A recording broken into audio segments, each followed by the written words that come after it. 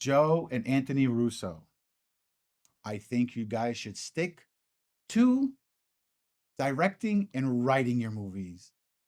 But let's talk about it.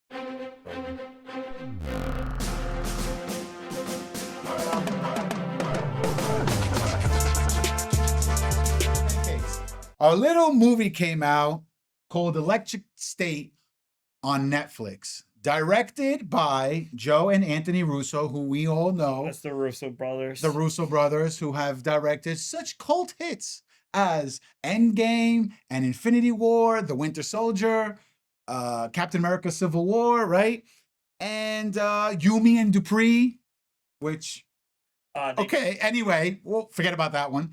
But they directed this little movie, and this movie was written by Christopher Marcus, Stephen McFeely, and the same writing team that worked on those Marvel mega hits.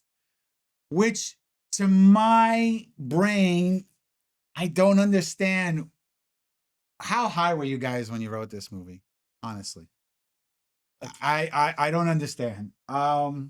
Let's, you know what, Pancakes, you go first. Okay, I hope you don't kick me off the show for this, but it's good to have an opposite opinion. That's it. I actually like this movie. There's nothing wrong with that. Yeah. Movies are subjective, right? Just like Yeah. music, just like any other art, it is subjective. And you know what? Netflix, you need to do these movies. They probably have a deal with Netflix where they could put anything they make on it. It's based on the movie. It's based on a book that this movie did. I thought it had a lot of heart. We have our own opinions on it. If you check Rotten Tomatoes, the audience score is actually much higher than the critics. It's like 72%. Critics is like 30. 17? No, oh, it went up? The 70-something is the audience. Critics is was like 30s, low 30s, I would think. Oh, when I first saw the Rotten Tomatoes, it was at 17% by critics. Oh, wow. Yeah. Probably what... So I'll look it up, but yeah, go ahead. Continue. I thought a lot of heart. Yes, it felt like Chris Pratt was playing Peter Quill, Star-Lord all over again, in a way. I get what they were going for, based on real life things.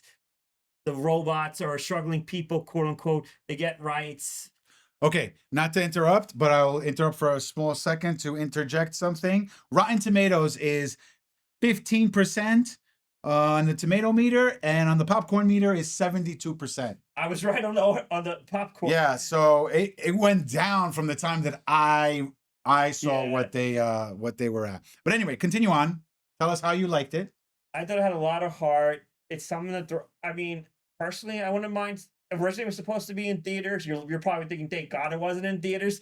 Yes, but it's a great movie to throw on streaming to kill 2 hours on a dead night, and I would have been okay seeing it in the movie theaters.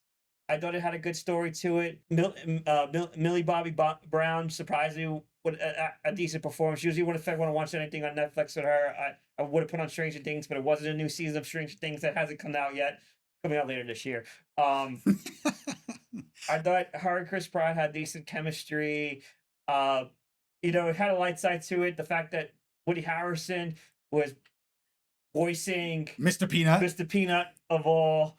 The time period was unique. I thought the technology they use is stuff we would have now, but using the 90s as a backdrop, if you looked at the computers, and it was like a retro future, by using President Clinton at the time. Right. Okay, all right. Let's go back a little bit. Let's talk about more along the lines of what this movie is, right?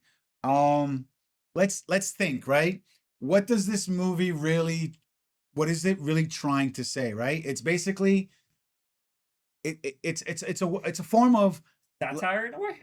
It's a form of satire for slavery, right? Because what did they do? They created these robots to do what? They wanted to make all these robots to do the jobs that we don't want to do. Exactly. So, like, for instance, if I don't want to sit there and mow the lawn, create a robot that will mow the lawn and will work 24 hours a day without a problem, right? Right. But the issue with that is that these robots are like semi-sentient, right? They have feelings and everything. So now because of that, people are like, well, now the robots feel bad. It's like, The robots getting conscious. right, exactly. And I, Mr. Peanut, why did they pick Mr. Peanut? Like, was this sponsored by Planters?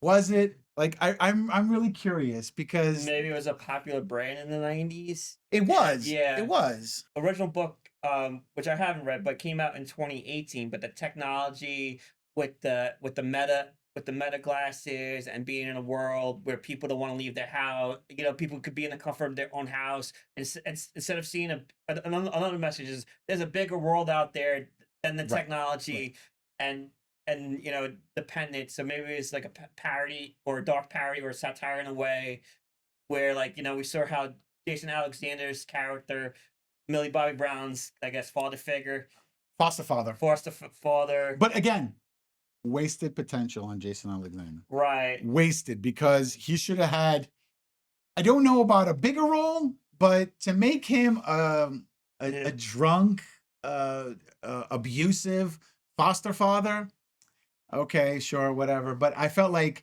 the 2 minutes that he was in the movie, they should have.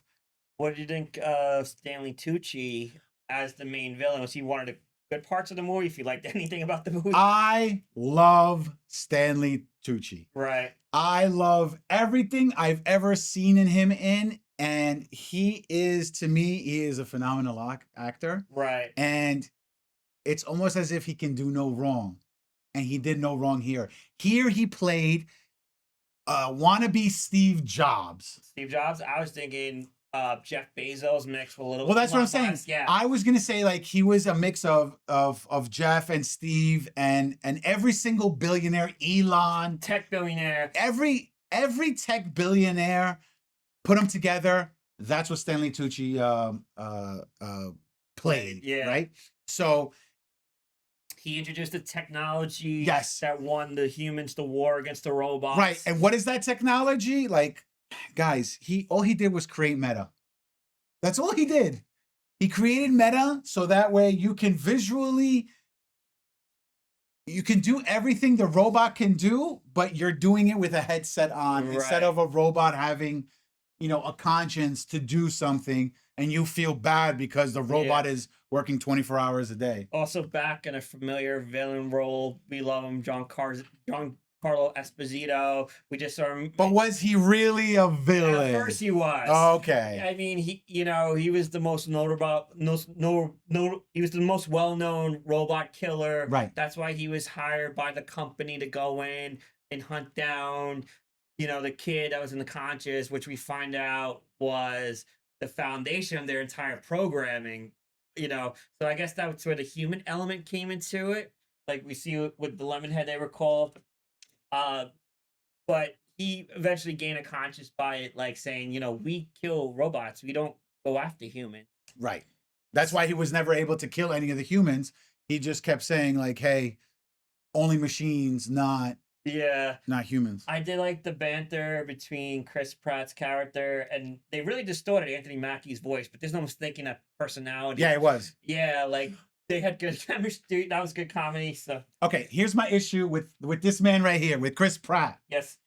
How is it 3/4 of the movie you got one hairstyle, and then all of a sudden you say, hey, you know what? I'm going to get a haircut mid-movie. Well, they put a throwaway line saying, "Oh, hey, they made me cut my hair or something like." Well, I guess the explanation was the hair cutting robot. The robots were all down and depressed. Their mall location got attacked, and he said, "Let me do something to help cheer them." So that's what that was. That was weak. That was weak. In my eyes, I felt like that was so weak. I feel like the wig that they put on him, he wouldn't be able to do the fight scenes. So they were like, you know what? Let's give him a mid-movie hairstyle makeover. Or maybe complain mid-production. Yeah. I can't do it with this wig. The wig is everywhere. Look, honestly, the movie wasn't bad. It was a little too childish for me. I wasn't a real big fan of it. Was it entertaining? Yeah. I thought so. Yeah, but again, there were just these small little things. And personally, I I'm not a fan of Millie Bobby Brown, other than Stranger Things, Right.